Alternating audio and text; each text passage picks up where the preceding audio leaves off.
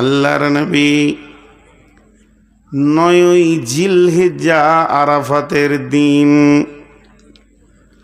তিনি যখন নিয়ত করে নিলেন যে আমি হজ পালন করব, বিশ্বনবী মদিনা মানওয়ারাতে ছিলেন।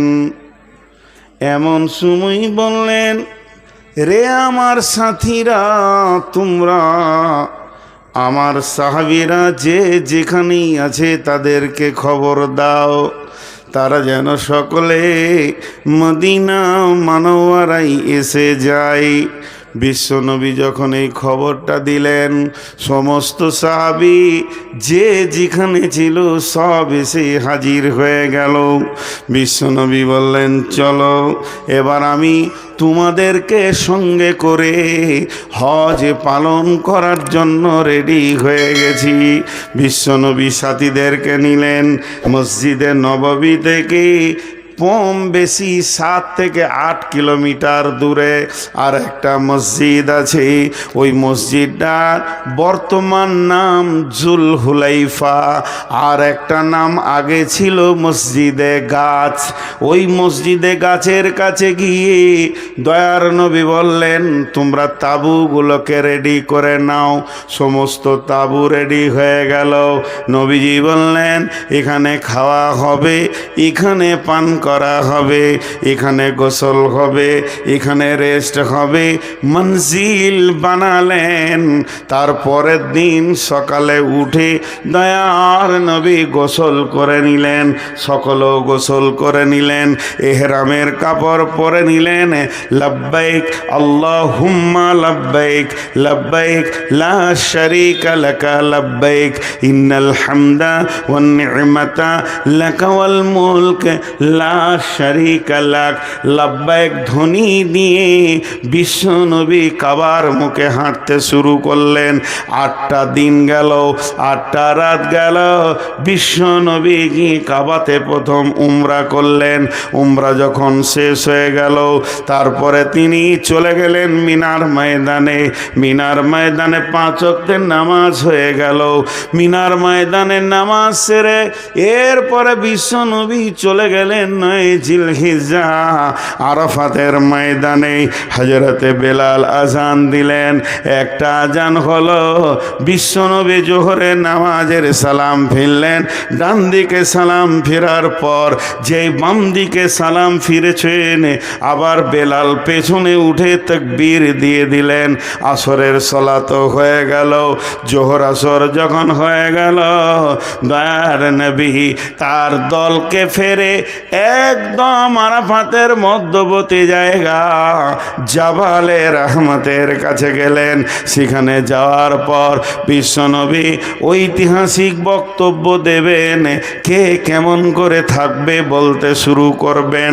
কিন্তু এমন সময় কোরআনের একটি আয়াত নাযিল হয়ে গেল। বিসমিল্লাহির রহমানির রহিম। আল ইয়াওমা আকমালতু লাকুম দীনাকুম ওয়া আতমামতু আলাইকুম নি'মাতি ওয়া রাযীতু লাকুমুল ইসলাম দীনা। বিশ্বনবী উটের উপরে চড়ে 1.5 লক্ষ সাহাবীকে লক্ষ্য করে বক্তব্য শুরু করেছেন। এমন সময় জিবরাইল আমিন এসে বললেন, বিসমিল্লাহির রহমানির রহিম।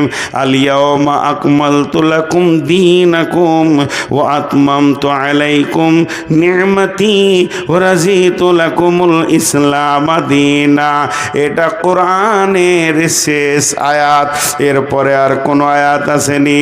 যখনই আয়াতটা পড়ে আল্লাহর নবী সাহাবীদেরকে শোনাতে লাগলেন, রে আমার সাহাবীরা শোনো, আজকে কোরআনের আয়াত নাজিল হয়ে গেল, দিন কমপ্লিট হয়ে গেল, দিনের আর কিছু বাকি থাকলো না।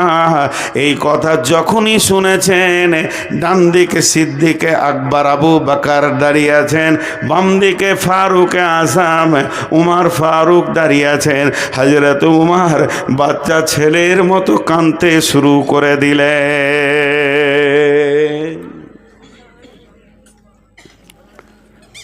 উমরের কান্নার দিকে সবাই তাকায়। কাঁদছে কেন রে? কথাগুলো তো জাহান্নামের নয়, কথাগুলো তো পুলসেরাতের নয়। আয়াতটা তর্জমা কি? আজকের দিনে তোমাদের দিন কমপ্লিট করে দেয়া হলো, তোমাদের নিয়ামত পরিপূর্ণ করে দেয়া হলো, আর এই ইসলাম নামে দিনের ওপরে আল্লাহ রাজি আছেন। এখানে তো জাহান্নামের কোনো কথা নেই। একটু মনোযোগ, একটু মনোযোগ, 2 মিনিট টাইম দেন আপনারা আমাকে। তো হযরত উমর কাঁদতে শুরু করলেন। সাহাবীরা প্রশ্ন করে বসলেন উমরকে, উমর তুমি কাঁদছো কেন? উমর তুমি কাঁদছো কেন? হযরত উমর বলছেন, রে রসুলের সাহাবীর দল, যখন কোনো জিনিস তৈরি হয় তার ওজন বাড়ে। আমি বললাম একটু মনোযোগ নাইলে বুঝতে পারবেন না। যখন কোনো জিনিস তৈরি হয় তার ওজন বাড়ে, কিন্তু যখনই জিনিসটা কমপ্লিট হয়ে যায় তখন থেকে তার ওজন কমতে থাকি। তার মানে আজকে ইসলাম নামে ইজিমটা তৈরি হয়ে গেল, এরপর থেকে ইসলাম ধীরে ধীরে কমতে থাকবে।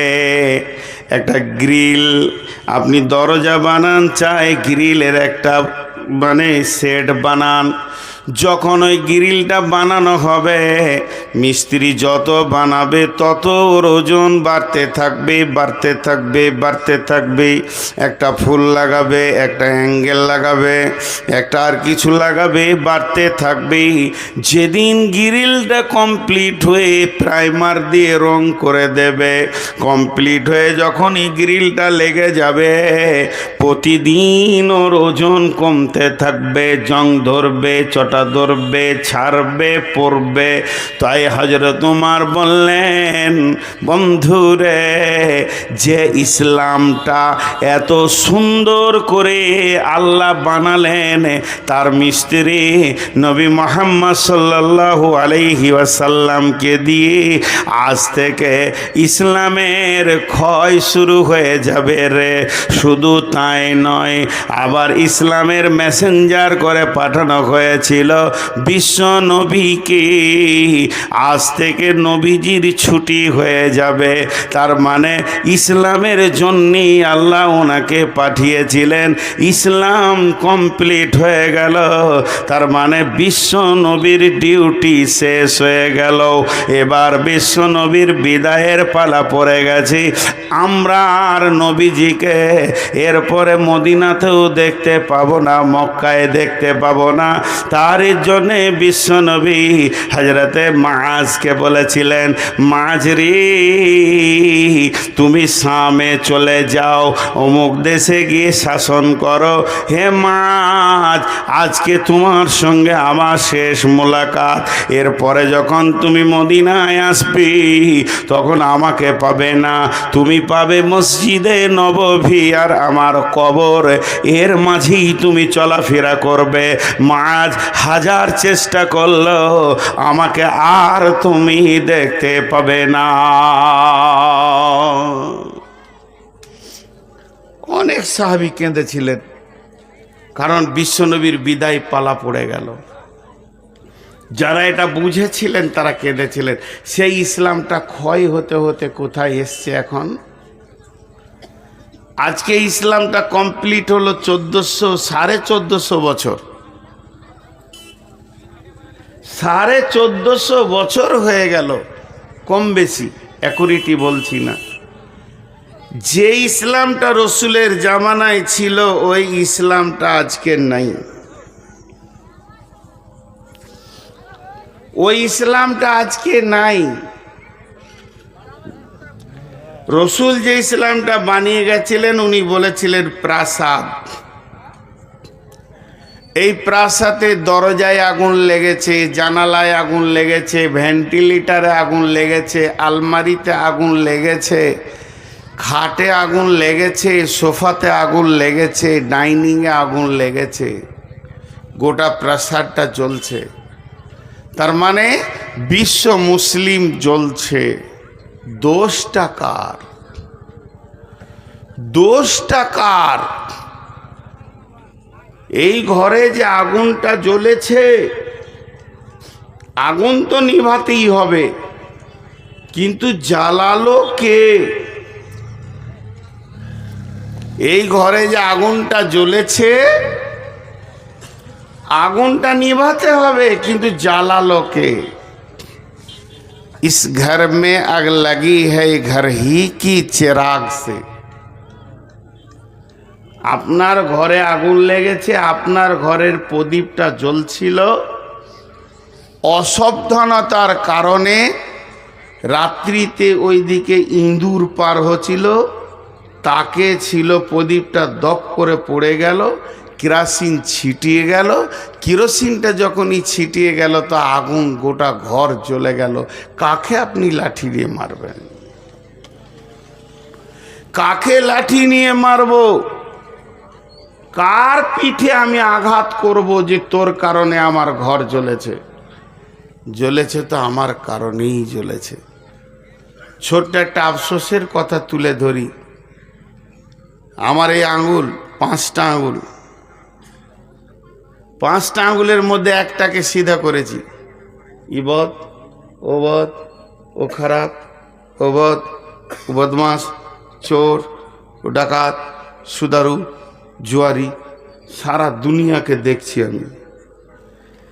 এই দিকে আছে একটা, আর আমার দিকে আছে কয়টা? 3টে। ই তো সাক্ষী। এই দিকে কয়টা আছে? তাহলে আমি যখন বলছি উইবদ, তাহলে ও 4 আনা, আমি নিজে 12 আনা। আমি নিজে 12 আনা। আমাদের বর্ধমানে মেয়েদের একটা কথা আছে, সরা বুঝেন? সরা, সরা বুঝেন? মাটির ঘড়াকে সরা বলে, ভালো বাংলা। আর পিতলের ঘড়াকে ঘড়া বলে। তো একটা হলো কলসি বলে, কলসি বলে, আল্লাহ ওদের কলসি বলে। তাহলে আমি আজকে মুখস্থ করি, কালকে জালসাটা করবো। ঘড়া আর একটা হলো সরা। সরাটা মাটির, ঘড়াটা পিতলের। আর বাড়িতে আছে 2টে বেটি, মেয়ে ছেলে। একটা হলো বেটি আর একটা হলো বৌমা। বউ ভেঙেছে সরা, মানে মাটির হাঁড়ি একটা ভেঙে দিয়েছে, 20 টাকা দামের। হয় পাড়া পাড়া। শাশুড়ি খালি লোককে বলছে, ভেঙে দিলে, সংসারকে ভেঙে শেষ করে দিলে। ও আর মুখকে বন্ধ করে। আর নিজের বেটি ভেঙেছে ঘোড়া, তো ঘরে থাকে ভরা, ও কথা কাউকে বলে না। বেটি ভেঙেছে ঘোড়া, ঘরে থাকে ভরা। বউ ভেঙেছে সরা, হয় পাড়া পাড়া। সব থেকে বড় বিবেচক ব্যক্তি ওই যে নিজের বিচার নিজে করতে পারে। চলেন একটা যুদ্ধের ঘটনা শোনাই। বিশ্বনবী বেঁচে আছেন, এটা নবীজি মরার পরের ঘটনা নয়, স্বয়ং হায়াতে নবী বেঁচে আছেন। সাহাবীরা যুদ্ধ করতে গেছেন, 1 দিন নয়, 2 দিন নয়, 3 দিন ধরে মহড়া চলছে, এখনো বিজয়ী পতাকা তুলতে পারছে না। সাহাবীরা চিন্তা করলেন, মাবুদ আমার এতটুকু আমরা কোন ত্রুটি করেছি যে আমাদের শক্তি এত দুর্বল হয়ে গেল কেন?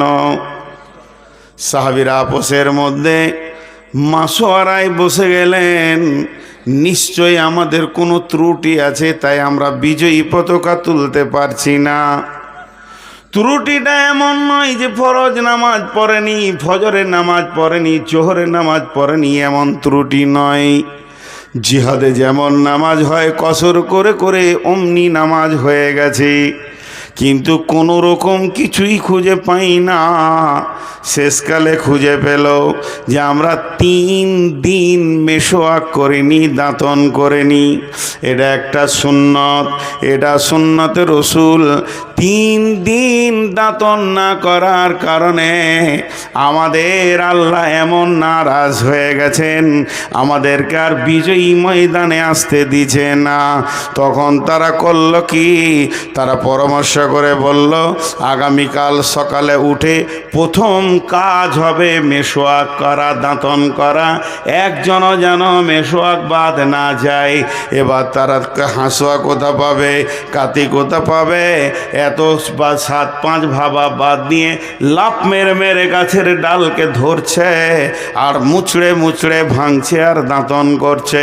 এই দৃশ্যটা দেখে প্রতিপক্ষ বেঈমানের দল বলছে আজকে খেপে গেছে, কাউকে ছাড়বে না, জানে বাঁচবে না। পালা, ময়দান ছেড়ে তারা পালিয়ে গেল। আল্লাহ রসুলের সাহাবীরা পতাকা তুললেন। তার মানে একটা সুন্নতের কত মজবুতি, ক্ষমতা, একটা দেশকে যুদ্ধে বিজয়ী ঘটিয়ে দিয়েছে এবং বিজয়ী পতাকা তুলে দিয়েছে। একটা সুন্নতের কতটা মজবুতি রয়েছে।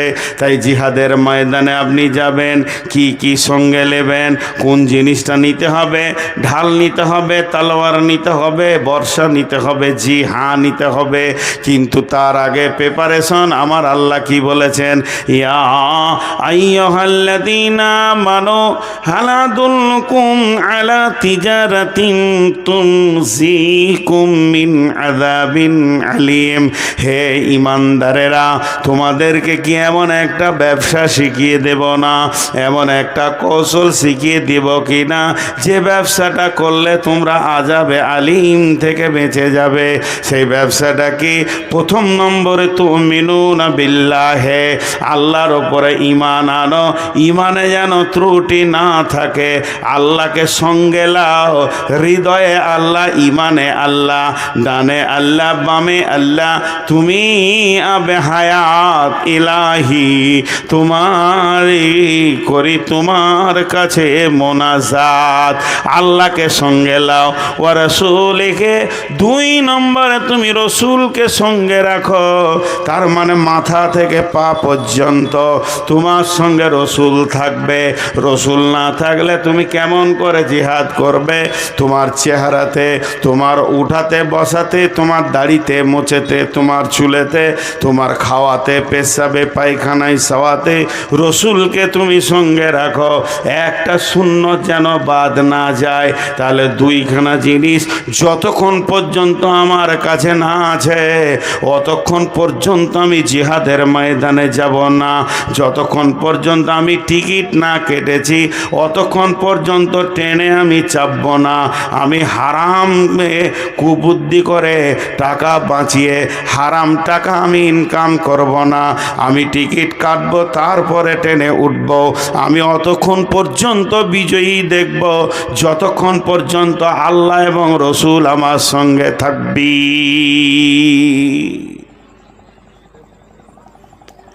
আমি এখন একটা ছোট প্রশ্ন করব আপনাদেরকে, বুঝে না বুঝে উত্তরটা দিয়ে দিবেন, না বুঝেও দিয়ে দিবেন। কাগজ কলম নিয়ে আমরা অঙ্ক শুরু করেছি। অমিত শাহ তো দেখতে পারছি না মুসলমানদেরকে, নরেন্দ্র মোদী তো তার থেকে বেশি, আর খাবিস আদিত্যনাথ জগি সেও দেখতে পারছে না। এই পারছে না পারছে না পারছে না, ভারতবর্ষের কোনো মন্ত্রীই পারছে না। আমার কথা হচ্ছে এরা আমাদেরকে দেখতে পারলো আর না পারলো এ নিয়ে গবেষণা করে টাইম নাই। যার হাতে আমাদের জান, সবাই নিজের নিজের চিন্তা করবো। আমি আমারটা করছি, আপনি আপনারটা করবেন। কেউ কারোর দিকে আঙুল তুলব না। বুকে হাত দিয়ে বলতে পারবো আমার আমলে আর আমার ব্যবহারে আমার আল্লাহ আমার ওপরে রাজি আছে। বুকে হাত দিয়ে বলতে পারবো যে আমার যা ব্যবহার আর আমার যা আমাল তাতে আমার আল্লাহ রাজি আছে। আর যতগুলো মানুষ দাড়ি ছেঁটেছে আর চেঁচেছে, আপনার কাছে আমার প্রশ্ন, বিধর্মীকে হোয়াটসঅ্যাপে কি বলে ওইটা ফেসবুকে দেখছি বেঈমানেরা কোরআনকে পোড়াচ্ছে, ছিঁড়ছে, পা দিচ্ছে, এমনকি পায়খানা চেম্বারও ভরতে দেখেছি। মুসলমান হিসেবে আপনার দিলে যতটা কষ্ট হচ্ছে আমার তার থেকে কম হয়নি, কষ্ট হচ্ছে। কিন্তু তার কাছে ঈমান নাই, সে তোটা করবেই। কিন্তু তার কাছে ঈমান নাই, তার জন্য সেটা অনেক আসান, সে করবেই। তা আমরা যে ঈমানদার, যে কটা লোক এখানে বসে আছি, আমি সহ, আমার গালের দাড়িটাকে চেঁচে নামিয়ে ওটাকে প্লট তৈরি করেছি। একবার বলেন যে এটা কে এসে আপনার দাড়িটা নামিয়েছে? একবার বলি। নিজের বুকে হাত দিয়ে দোষ অন্য জাতিকে দিব না। তারা তো হিন্দু, তারা খ্রিস্টান, তারা ইহুদি, তারা নাসারা, তারা মাজুসি, তাদের কোনো দলিল নেই। আর আমি অতটাই খুশি যে নাপিত আমার দাড়িটা কেটে দিচ্ছে, ওকে আবার 20টা টাকা দিচ্ছি। তুই কাজ করেছিস, আমার রসুলের সুন্নতকে কেটে নামিয়েছিস। এই জাতি বিজয়ী হবে। আগুনটা কে লাগিয়েছে ইসলামে? আত্মসমালোচনা করি একটু। কে লাগিয়েছে? যে কটি যুবক আছে, আমার 53 বয়স, একটা আমার বেটার বয়সে, আমার ছেলের বয়সে, যদিও ছেলে, তা আমি হাত দুটা ধরে বলছি, বাপ তোমার ওই মাথার চুলটা ইহুদিদের, তোমার ওই মাথার চুলটা ইহুদিদের। এখন তুমি ইহুদিকে ভালোবাসো না নবী মুহাম্মদ সাল্লাল্লাহু আলাইহি সাল্লামকে ভালোবাসো?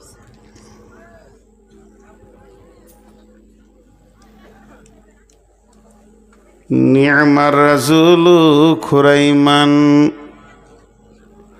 বিশ্বনবী মসজিদে নববীতে একদিন বসে বসে আলোচনা করছেন, মদিনার এই ছেলেটা ভালো, ওই ছেলেটা ভালো, ওই ছেলেটা ভালো, ওই ছেলেটা খারাপ।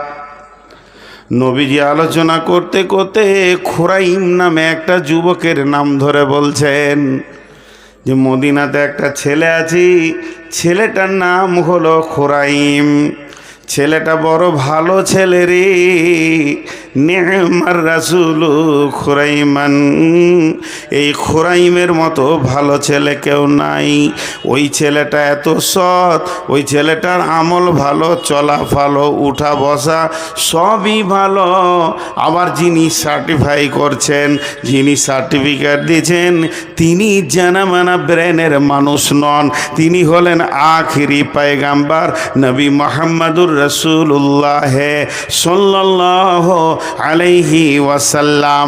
এনি বলছেন খুরাইম হলো সব থেকে ভালো ছেলে, কিন্তু ওর 2খানা ত্রুটি আছে, ওর ভিতরে 2টি ভুল আমি দেখতে পাই। একটা ভুল হলো মাথার চুলটা এত বড় রেখেছে যে গর্দনের ওপর দিয়ে বয়ে চলে গেছে। আর একটা ভুল ওর আমি দেখতে পাই, পায়জামাটা এত নিচে পর্যন্ত পরে যে গুড়হালিটা ঢাকা গেছে। এই খবরটা রসুল বললেন, এই আলোচনাটা রসুল করলেন। এটা মসজিদের ভিতরে আলোচনা হলো, সীমাবদ্ধর ভিতরে আলোচনা হয়ে গেল। তারই মধ্যে কেউ শুনে এই খবরটা খুরাইমকে বলছে, খুরাইম রে, তোর ব্যাপারে রসুল কি বলেছে জানিস কি? যে উনি বলেছেন নি'মার রাসূল খুরাইমান। মদিনার ভালো ছেলেদের মধ্যে একটা ছেলে হলো খুরাইম। কলজেটা বড় হলো, মনটা বড় হলো, আমাকে বিশ্ব নবী ভালো বলেছেন। তখন এত কলিজাটা বড় হয়েছে, খোরাইম আনন্দে তার চেহারার মধ্যে ভেসে উঠেছে।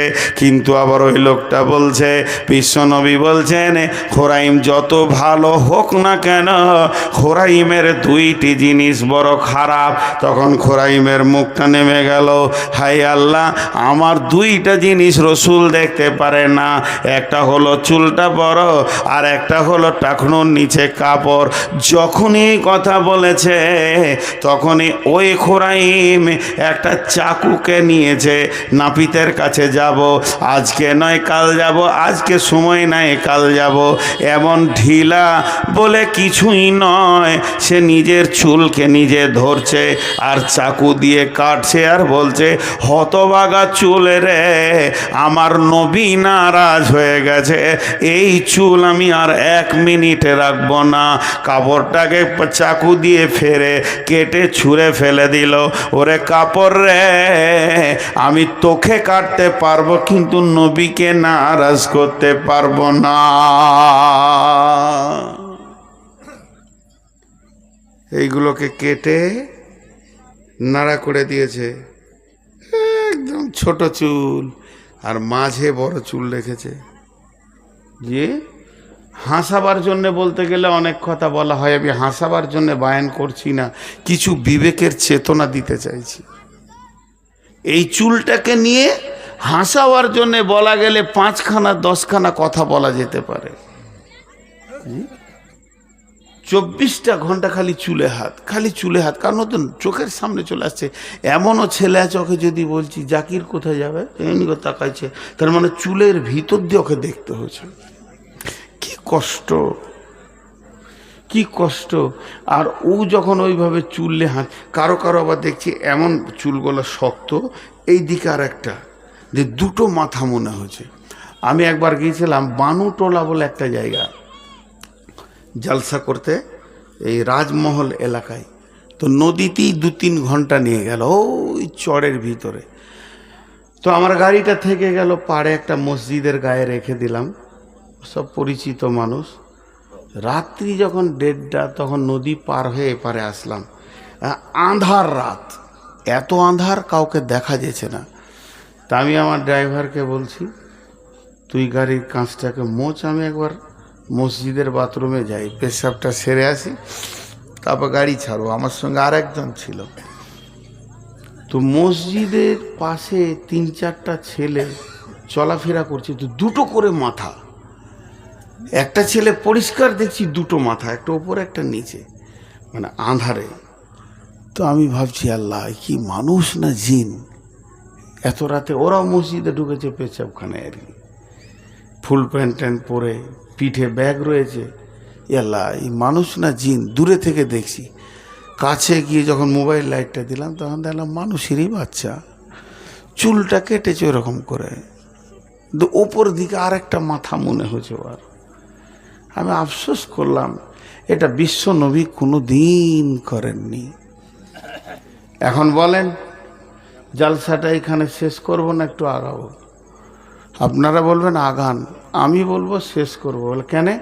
চুলটি এবছর কাটা হোক, একটা কথা শুনবো, একটা আমল হোক। কিন্তু এরকম জালসা চলতে চলতে পশ্চিম দিকের সূর্য উঠে কিয়ামত হয়ে যাবে, কিন্তু আমলে চেঞ্জ হবে না। যে কটি যুবক আছে, এরা কি আজকে তোবা করতে পারে যে আমি কালকে ব্লেড দিয়ে বেঈমান চুলের গোষ্ঠী বিক্রি করে দিব? যেমন আমার রসুল চুল রাখতেন, সব সমান হবে, আমি সেরকম চুল রাখবো। কিংবা লিম্মা, জুম্মা, আফরা, যে কোনো একটা চুল রাখবো, পারবে না। বলেন, দোষ বিজেপির না বজরঙ্গের? ইসলামের ঘরে যে আগুন জ্বলেছে, দোষ বিজেপির না বজরঙ্গের? বলেন। সামনে আসছে ইলেকশন, আবার ইউটিউবারদেরকে বলছি খুব হুঁশিয়ার, এ কথাগুলোকে নিয়ে আজে বাজে কিন্তু থাম্বনেল বানাবে না। আসছে ইলেকশন, আপনার এখানে বলেন মুসলিম বিজেপিতে দাঁড়িয়েছে কি দাঁড়ায়নি? বলেন। তাহলে একটা গ্রামের নাম বলবো না, জিজ্ঞেস করবেন না। এটা রোড, রোডের দক্ষিণ ধারে মসজিদ। তো রোডটা এটা পূব পশ্চিম, উত্তর দক্ষিণই ধরেন। আমি মসজিদটা কেমন ওটা বুঝাই। এটা রোড, ওইটা ধরেন পশ্চিম, এখন ধরতে বলছি। তা রোডের এই পাশে হচ্ছে মসজিদ, মসজিদের শেষ দেয়ালে রোড। তো পেচ্ছাপখানা বানিয়েছে রোডের এই পাশে, এই দিকটাও মসজিদের খানিক জায়গা আছে, গোসলখানা, পেচ্ছাপখানা, পায়খানা বানিয়েছে। কোনো একটা কারণে মুসলিম গ্রাম, গোটাটাই মুসলিম, ভরপুর মুসলিম। এই গাঁটারই কথা বলছি, ধরেন চক মহরমের ঘটনা, এটা বোঝানোর জন্য বলছি।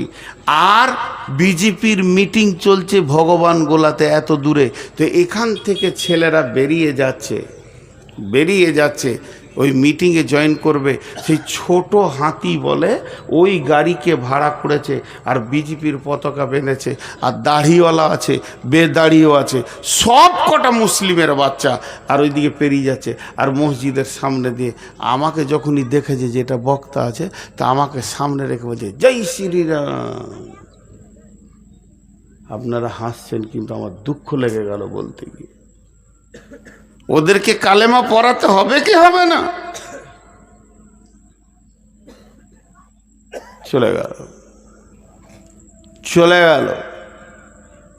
আপনাদের কাছে আমি একটা শিশু বাচ্চা, আপনারা আমার ওস্তাদ, আমি পড়া শোনাচ্ছি আপনাদেরকে, একটা উত্তর দেন, হাতগুলো ধরে বলছি, একটা উত্তর দেন। যে আজকে মুসলমানের বাচ্চা যদি এটা বলে, তা আপনাদের কাছ থেকে আমি একটা বিচার চাইব। এটা হলো চক মহরম, পাশে হিন্দু গ্রাম। হিন্দুর কোনো একটা যুবক, ব্যানার্জি ঘরের ছেলে, চ্যাটার্জি ঘরের ছেলে, বন্দ্যোপাধ্যায় ঘরের ছেলে, হিন্দুদের ভিতরে যেগুলো আপার লেভেলের ঘরের ছেলে, শিক্ষিত ছেলে, ছেলেটা ইঞ্জিনিয়ার, ছেলেটা ভালো ভদ্র, কিন্তু তার চলাফেরা মুসলিমদের মতো। বন্ধু আছে অনেকগুলো মুসলিম, একসঙ্গে হোস্টেলে পড়াশোনা করেছে বহরমপুরে। পেচ্ছাপ করে পানি নেয়, দাঁড়িয়ে পেচ্ছাপ করে না। আবার কখনো কখনো মুখ দিয়ে বলে মুসলিমদের নিয়মগুলোই ভালো।